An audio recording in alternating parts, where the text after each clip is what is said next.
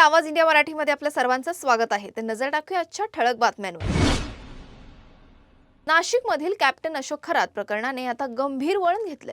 राज्य शासनाने या प्रकरणाच्या सखोल तपासासाठी विशेष तपास पथक एसआयटी स्थापन केले असून एसआयटी प्रमुखपदी महिला आयपीएस अधिकारी तेजस्विनी सातपुते यांची नियुक्ती करण्यात आली आहे। या प्रकरणाची व्याप्ती केवळ लैंगिक अत्याचारापुरती मर्यादित नाही, तर ब्लॅकमेलिंग आणि मोठ्या आर्थिक खंडणीसह गुन्हेगारांमध्येही विस्तारली आहे। नाशिक शहर आणि जिल्ह्यातील 3 ठिकाणी स्वतंत्र गुन्हे नोंदले गेले आहेत। सरकारवाडा पोलीस ठाण्यात 35 वर्षीय महिलेवरील लैंगिक शोषणाची तक्रार, वावी पोलीस ठाण्यात अश्लील व्हिडिओ व्हायरल करण्याची धमकी व 5 कोटींची खंडणी मागणी, शिर्डी पोलीस ठाण्यात अश्लील फोटो व्हायरल प्रकरण। राज्य शासनाच्या आदेशानुसार या प्रकरणातील सर्व पोलीस ठाण्यांनी एसआयटीकडे कागदपत्र, पुरावे आणि केस डायरी तात्काळ हस्तांतरित करण्याचे निर्देश मिळाले आहेत। तपासाची प्रगती नियमितपणे वरिष्ठ स्तरावर सादर केली जाणार आहे, ज्यामुळे प्रकरणावर थेट नियंत्रण ठेवले जाईल। गुन्हे शाखेच्या युनिट 1 ने बुधवारी पहाटे कारवाई करत अशोक खरात याला अटक केली। न्यायालयाने त्याला 24 मार्च पर्यंत पोलीस कोठडी सुनावली आहे। तसेच त्याच्या कार्यालयातून जप्त पेन ड्राईव्ह मध्ये 58 व्हिडिओ आढळलेत, ज्यामुळे तपास अधिक गंभीर झालाय। धार्मिक आस्था आणि दैवी शक्तीच्या नावाखाली महिलांना फसवून अत्याचार करण्यासह ब्लॅकमेलिंग आणि खंडणीचे गंभीर आरोप समोर आल्यामुळे या प्रकरणात मोठ्या रॅकेटचा उलगडा होण्याची शक्यता व्यक्त केली जात आहे।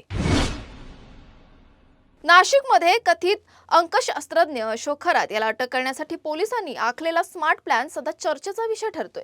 गुन्हे शाखेच्या युनिट 1 ने अत्यंत गुप्त आणि नियोजनबद्ध पद्धतीने ही कारवाई केली आहे। आरोपीपर्यंत पोहोचण्यासाठी पोलिसांनी परिसरात चोर शिरल्याचा बनाव केला। चोराला पकडण्यासाठी झडती सुरू असल्याचे सांगत पथकाने विविध घरांची तपासणी केली। याच दरम्यान काही पोलिसांनी खरातच्या घरात प्रवेश करून तपास सुरू केला। घरात उपस्थित असलेल्या अशोक खरातला पाहताच पोलिसांनी तात्काळ कारवाई करत त्याला अटक केली। या अचानक हालचालींमुळे आरोपीला पळून जाण्याची संधी मिळाली नाही। ही कारवाई बुधवारी पहाटे सुमारे 3 वाजण्याच्या सुमारास पार पडली।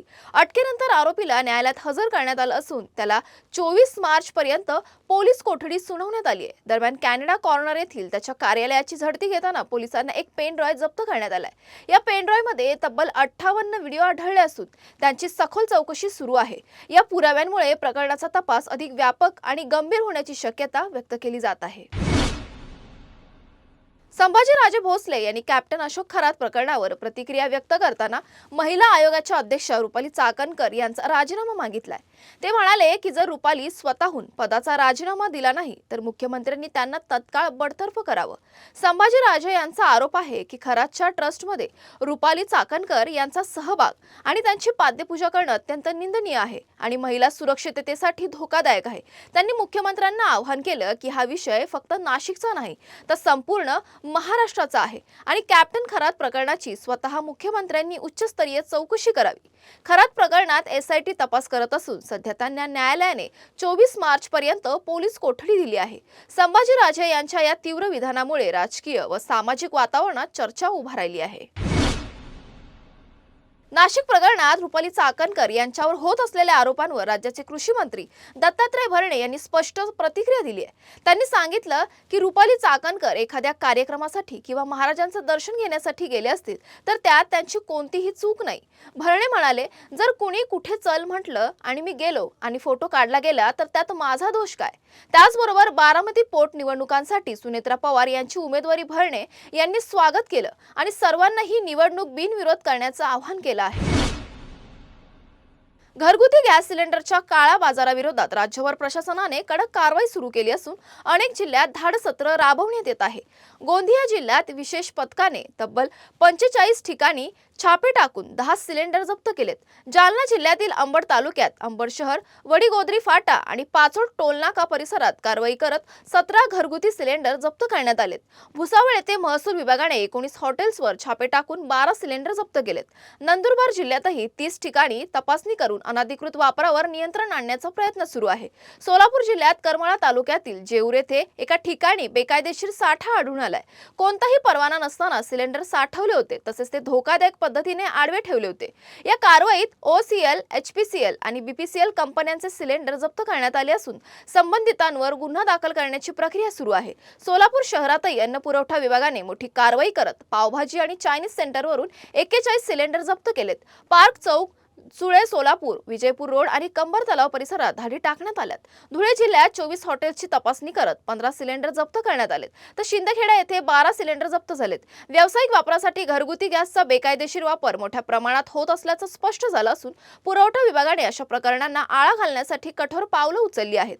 नागरिकांना सुरळीत गॅस पुरवठा मिळावा आणि संभाव्य दुर्घटना टाळाव्यात यासाठी प्रशासन सतर्क झालं आहे. इराण आणि अमेरिकेतील युद्धामुळे भारतासह जगभरातील अनेक देशांना आर्थिक आणि सामाजिक परिणाम भोगावे लागतात. भारतात एलपीजी गॅसची कमतरता निर्माण झाली असून हॉटेल व रेस्टॉरंट व्यवसाय प्रभावित झाले आहेत. पेट्रोल डिझेलचे दर वाढलेत, त्यामुळे वाहतूक आणि अन्नधान्याच्या किमतीही वाढल्या आहेत. युद्धामुळे औषधांसाठी आवश्यक कच्चा माल महागला असून पॅकेजिंग खर्च वाढल्यामुळे औषधांच्या किमतीतही वाढ झाली आहे. त्याचबरोबर शेतीसाठी लागणाऱ्या खतांच्या पुरवठ्यात तणाव निर्माण झालाय, ज्याचा थेट परिणाम अन्नधान्य उत्पादनावर होऊ शकतो. विशेषज्ञांच्या मते जर हे युद्ध लवकरच थांबले नाही तर संकट फक्त इंधनपुरते मर्यादित राहणार नाही, तर अन्नधान्य, औषधं, हॉटेल व्यवसाय, शेतीसह इतर क्षेत्रांवरही परिणाम दिसून येईल. सामान्य माणसाला या परिस्थितीचा थेट फटका बसतोय. महागाई वाढते आणि जीवनमानावर परिणाम होत आहे. गुढीपाडव्याच्या पूर्वसंध्येला अचानक पावसाने हजेरी लावली असून राज्यातील अनेक भागात हवामान बदलाचं गंभीर चित्र दिसतंय. मराठवाडा, मध्य महाराष्ट्र आणि विदर्भातील काही जिल्ह्यांमध्ये गारपिटीसह अवकाळी पावसाच्या सरी पडल्यात. शेतकऱ्यांच्या पिकांना या पावसामुळे मोठा फटका बसण्याची शक्यता आहे, तर काही ठिकाणी धान्याला फायदा होण्याची शक्यता दिसते. बीड तालुक्यातील नेकनूर, मांजरसुंबा परिसरात वादळी वारा आणि दमदार पावसाने हजेरी लावली आहे. धुळे, सोलापूर राष्ट्रीय महामार्गावरील सर्व्हिस रोडवर पाणी साचल्याने वाहनधारकांना अडचणींचा सामना करावा लागला. रब्बी हंगामातील फळबागांना या पावसामुळे नुकसान होण्याची शक्यता आहे. गोंदियाच्या मोरगाव अर्जुनी तालुक्यात अचानक आलेल्या गारपिटीसह पावसामुळे मका पिकाला फटका बसण्याची शक्यता आहे. मात्र धान पिकाला हा पाऊस फायदेशीर ठरेल असं हवामान तज्ज्ञ सांगत आहेत. गुढीपाडव्याच्या मुहूर्तावर एपीएमसी फळ बाजारात कोकणातून आलेल्या हापूस आंब्याची आवक यावर्षी अपेक्षेपेक्षा खूपच कमी झाली आहे. या वर्षी फक्त 10,000 पेटी आंबा आला, तर साधारण दरवर्षी पाडव्याच्या मुहूर्तावर 1,00,000 पेटी हापूस आंब्याची आवक होते. कोकणातील आंब्याची व्यापाऱ्यांनी विधिवत पूजा केली आणि पारंपरिक उत्साहाने स्वागत केलं. या वर्षीच्या कमी अवकाळामुळे शेतकऱ्यांना मोठा फटका बसलाय. दरवर्षीच्या तुलनेत फक्त 10% माल उपलब्ध झाल्याने आंब्याचे भाव वाढले असून शेतकरी आणि व्यापारी चिंतेत आहेत.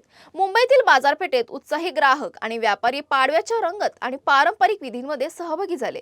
कमी आवक असूनही सणाचा उत्साह आणि आंब्याचे स्वागत पारंपरिक रंगीत करण्यात आलं. तुर्तास वेळ झाली इथेच थांबण्याची. नवीन बातम्या बघण्यासाठी पाहत राहा आवाज इंडिया मराठी, शोध सत्याचा.